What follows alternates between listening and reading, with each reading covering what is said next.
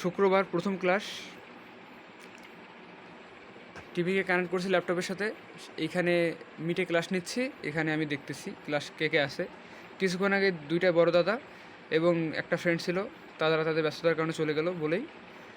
তো এখন আমি যেটা দেখাচ্ছি আপনাদের সেটা দেখুন, যে অষ্টাবক্র গীতায় রাজা জনক এবং উপরের দিকে আমরা যে অষ্টাবক্র গীতার ট্রান্সলেটরের ইনস্ট্রাকশনটা পড়ি, যে এখানে কিন্তু বলা হয়েছে যে অষ্টাবক্র বিদ্যা হচ্ছে একটা এনসিয়েন্ট স্পিরিচুয়াল ডকুমেন্ট।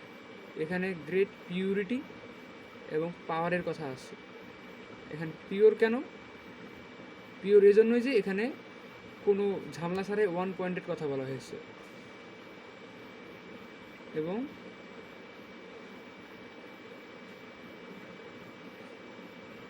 একটু জুমটা বেশি হয়ে গেছে, একটু কমাই।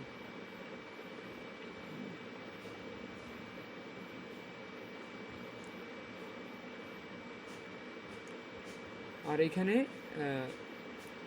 সেলফ রিয়েলাইজেশনের কথা বলা হয়েছে। টিকার কোর্সে সেলফ রিয়েলাইজেশনকে এখানে কোনো প্রকার বাড়তি রুলসের কথা বলে নাই, কোনো মরাল বিহেভিয়ারের কথা বলে নাই, কোনো প্র্যাকটিক্যাল উইজডমের কথা বলে নাই দৈনন্দিন জীবনে।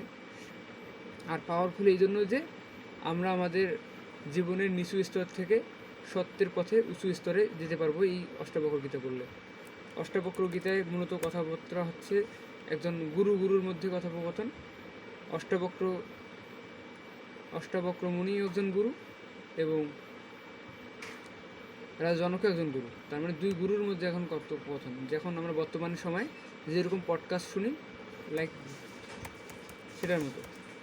তো এখানে আমরা প্রায় অধ্যায় দেখতে পাচ্ছি কয়েকটা। দেখুন, অষ্টাবক্র গীতায় আমাদের মোট অধ্যায় আছে 20টা। আমাদের মোট 20টা অধ্যায় আছে। প্রতিটা অধ্যায় বেশি শ্লোক না, খুব অল্প অল্প করে শ্লোক, সহজে বোঝা যায়। তো এখন 20টা শ্লোকে কী কী আছে সেটা আমরা জানবো।